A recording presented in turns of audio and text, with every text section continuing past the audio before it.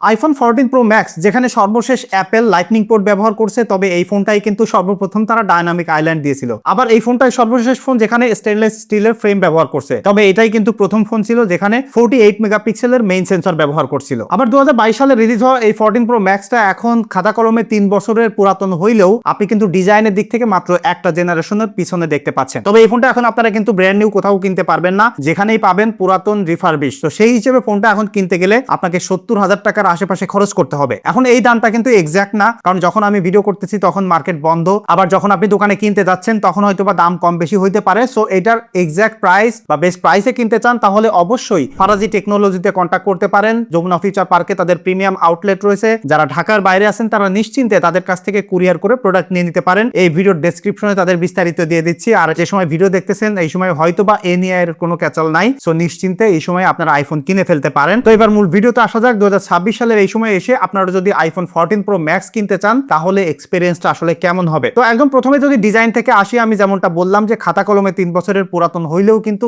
এটা জাস্ট একটা জেনারেশনের পুরাতন, এবং আমার কাছে মনে হয় যে এই সময় এসেও 14 প্রো ম্যাক্স একটা প্রিমিয়াম বিল্ড কোয়ালিটি এবং ডিজাইন অফার করতেছে। এবং আমার কাছে মনে হয় যে আপনারা অকপটে স্বীকার করবেন যে বর্তমান সময়ে যে ফ্ল্যাট ফোনের ডিজাইন চলতেছে সেই জায়গায় এইটাকে কোনোভাবে পিছিয়ে ফেলার মতো না। এখন এই ফোনটা এই সময় এসে একটা জায়গায় আপনার কাছে কমপ্লেন মনে হইতে পারে, সেটা হলো এই ফোনটা একটু বাল্কিয়ার হেভিয়ার মনে হইতে পারে। তো এই ব্যাপারটা আপনার কাছে আসলে কেমন লাগে, বা এইটার স্টেইনলেস স্টিলের যে রিফ্লেকটিভ ফ্রেম রয়েছে, পিছনে ম্যাট গ্লাস রয়েছে, ব্যাপারটা আসলে আপনার কেমন লাগে অবশ্যই একটু কমেন্ট করে জানাতে পারেন। তবে আমি এই সময় এসে এইটার ডিজাইনটাকে ব্যাকডেটেড বা খারাপ বলতে পারি না। তবে যদি ডিসপ্লেতে আসি, এখানে কিন্তু 6.7 ইঞ্চির একটা এলটিপিও XDR OLED ডিসপ্লে আছে, যেটা আপনারা সবাই কম বেশি জানেন। বড় একটা ডায়নামিক আইল্যান্ড রয়েছে, চিন বেজেলটা সিমেট্রিক আছে। তবে দেখেন এই 70,000 টাকার আশেপাশের বাজেটে বর্তমান সময় যে প্রিমিয়াম লেভেলের অ্যান্ড্রয়েড ফোন পাওয়া যায়, যে চিন বেজেল এত কম পাওয়া যায়, সেইটার সাথে এটা খানিকটা পিছিয়ে পড়ে। তবে অ্যাজ এ ইউজার হিসেবে যদি এই ফোনটা আপনি ব্যবহার করতে চান এই সময় এসে, তাহলে ডিসপ্লে এক্সপিরিয়েন্সটা খারাপ হবে না। ফোনটা বড় সড়ো আছে, 120 হার্টজ রিফ্রেশ রেট সেটাও খুব ভালোভাবে কাজ করে। তো ডিসপ্লের এক্সপিরিয়েন্স খারাপ না হইলেও এই সময় এসে এটা যে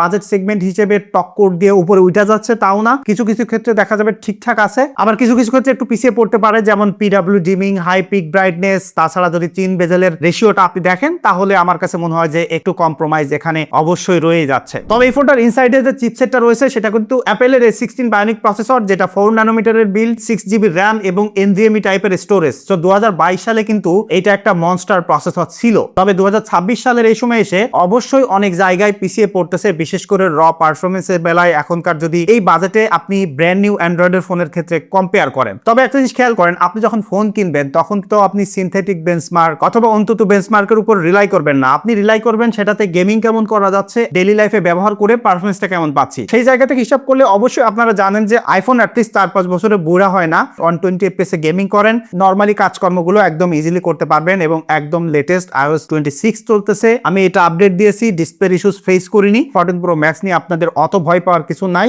অবশ্যই একটা বিস্ট অফ এ পারফরমেন্স আপনাকে প্রোভাইড করবে। তবে হ্যাঁ, এই সময় এসে এআই এর যে ছড়াছড়ি চারিদিকে, সেই জায়গায় কিন্তু এই ফোনটা পিছিয়ে পড়তেছে। এই বাজেটে অ্যান্ড্রয়েড ফোন কেনেন, স্যামসাং কেনেন, বেশ কিছু এআই ফিচার পাবেন। ইভেন 14-15 হাজার টাকার ফোনে যেসব এআই এর ফিচার গুলো থাকে, যেমন সার্কেল টু সার্চ আছে, সেই রকম একটা ফিচার কিন্তু এখানে পাবেন না। এআইটা যদি আপনার কাছে ম্যাটার না করে তাহলে পারফরমেন্সে এটা আপনাকে পিছিয়ে ফেলবে না। এবং সফটওয়্যার সাপোর্টের জন্য কিন্তু এখনো আপনি আরো 2টা মেজর ওএস আপডেট এটা চোখ বন্ধ করে পাবেন। তবে এই মুহূর্তে যারা এই ফোন কেনার জন্য প্ল্যান করতেছেন বা ভিডিও টিডিও দেখতেছেন, তাদের কিন্তু অন্যতম একটা গুরুত্বপূর্ণ জায়গা হলো এটার ক্যামেরা ভিডিও। তো এখানে 3টা ক্যামেরা সেন্সর আছে, যার মধ্যে 48 মেগাপিক্সেলের মেইন সেন্সর। তো দেখেন এখন যদি নরমালি ফটোগ্রাফি করতে চান, একদম ন্যাচারাল টোন ক্যাপচার করা, আবার যদি ভিভিড লাগায় কালারফুল ছবি তুলতে চান, লো লাইটে ছবি তুলতে পারবেন এভরি সিঙ্গেল সেন্সর দিয়ে। এখন যদি নর্মাল ফটোগ্রাফিতে কম্পেয়ার করা হয় এই বাজেটের নতুন যেসব অ্যান্ড্রয়েড ফোনগুলো আছে, বা আপনি যদি এই বাজেটে প্রিয়ন যেসব স্যামসাং ফোনগুলো আছে সেগুলোর সাথে কম্পেয়ার করলে নর্মাল ফটোগ্রাফিতে হয়তো এটা পিছিয়ে যাবে। তবে যে জায়গায় আসলে এই ফোনটা স্ট্যান্ড আউট করবে সেটা হলো এটা 3x যে পোর্ট্রেটটা আছে। আপনি যদি ভিভিড লাগায় পোর্ট্রেট তোলেন, একদম DSLR লেভেলের ফটোগ্রাফি করতে পারবেন। তবে সেটা একটু প্রপার লাইট হইতে হবে। তো এই মুহূর্তে যদি ক্যামেরা সেন্ট্রিক ফোন হিসেবে কিনতে চান, 14 প্রো ম্যাক্স আপনারা চোখ বন্ধ করে কিনতে পারেন। এটা নিয়ে আমি আরো আগে রিভিউ করছি, আপনারা দেখে অলরেডি আইডিয়া পেয়েছেন, এবং এই ভিডিও যারা দেখতেছেন আমি বিলিভ করি আরো অন্যান্য 14 প্রো ম্যাক্স এর রিভিউ দেখছেন। সো একদম ডিটেইল বলতে চাই না, আমি এক কথাই যেটা সহজভাবে বলতে চাই সেটা হলো 2026 সালের ক্যামেরা এক্সপেরিয়েন্সের জন্য যেসব ফোন আপনি কিনবেন এই বাজেটে, সেগুলোর সাথে কম্পেয়ার করলে পোর্ট্রেটটা আপনাকে বেটার এক্সপিরিয়েন্স প্রোভাইড করবে সামটাইমস। ইভেন আপনি যদি এইটার ভিভিড মোডটা পছন্দ করেন তাহলে এইটার অল্টারনেটিভ কোনো আসলে এই বাজেটে ফোন নাই। তবে ক্যামেরা সেগমেন্টে শুধুমাত্র পোর্ট্রেটেই কিন্তু এই ফোনটা স্ট্যান্ড আউট করে না, মেইনলি স্ট্যান্ড আউট করে যেটা সেটা হলো ভিডিওগ্রাফিতে। দেখেন আপনি যদি একজন কন্টেন্ট ক্রিয়েটর হয়ে থাকেন তাহলে চোখ বন্ধ করে এখন 14 Pro Max কিনতে পারেন। আমি রিসেন্টলি আমার চ্যানেলে বেশ কয়েকটা শর্টসও বানিয়েছি, আপনারা দেখবেন যে QCI পাওয়ার ব্যাংকের 2টা শর্টস বানিয়েছি এবং hosting.com এর একটা ইভেন্টে আমি ঘুরতে গিয়েছিলাম। এই 3টা শর্টস কিন্তু আমি এই ফোনটা দিয়ে করছি। সিনেম্যাটিক মুডের ভিডিও 4K পর্যন্ত করতে পারবেন, সিমলেস লেন্স ট্রানজিশন আছে। Overall as a content creator হিসেবে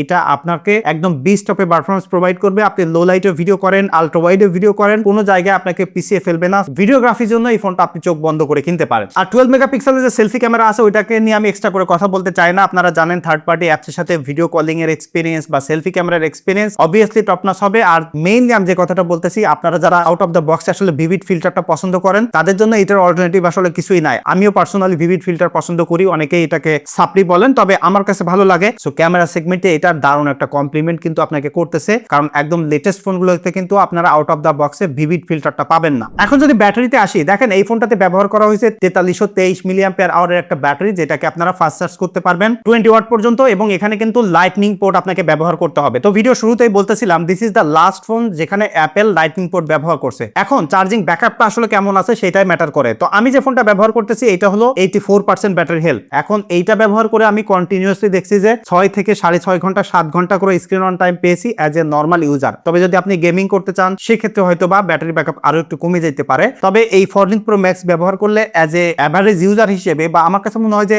অলমোস্ট 70% ইউজারদের কাছে ব্যাটারি ব্যাকআপ নিয়ে কমপ্লেন হবে না। এখন ফাইনাল ভার্ডিক্টটা আসলে কি? আপনি যদি অ্যাপেলের ইকোসিস্টেমে ঢুকতে চান বা একটা অ্যাপেলের ফোন ব্যবহার করতে চান, সেখানে better camera, better videography experience, long time ধরে সফটওয়্যার সাপোর্ট আপনি পেতে চান, তাহলে এখনো iPhone 14 Pro Max কেনা যায়। তবে যারা আসলে এআই ফিচার গুলো খুঁজতেছেন, সুপার ফাস্ট চার্জিং খুঁজতেছেন, লং টাইম ধরে ব্যাটারি ব্যাকআপের এক্সপেকটেশন আছে, সেই হিসেবে 70,000 টাকা বাজেটে এটা কোনোভাবেও বেটার ডিল নয়। এখন আপনি কিনবেন কি না কিনবেন সেটা এই ভিডিও দেখে হোপফুলি একটা ক্লিয়ার আইডিয়া পেয়েছেন। তবে আপনাদের মধ্য থেকে কেউ যদি এই মুহূর্তে 14 Pro Max ব্যবহার করেন বা 13 Pro Max ব্যবহার করেন বা যে কোনো অ্যাপেলের ফোন ব্যবহার করেন, অবশ্যই আপনাদের এক্সপিরিয়েন্স কেমন সেটা কমেন্ট করে জানাইতে পারেন। আর এই মুহূর্তে ফোন কিনতে চাইলে ফারাজি টেকনোলজি দিয়ে কন্ট্যাক্ট করতে পারেন। দেখা হচ্ছে পরবর্তী ভিডিওতে। ধন্যবাদ সবাইকে।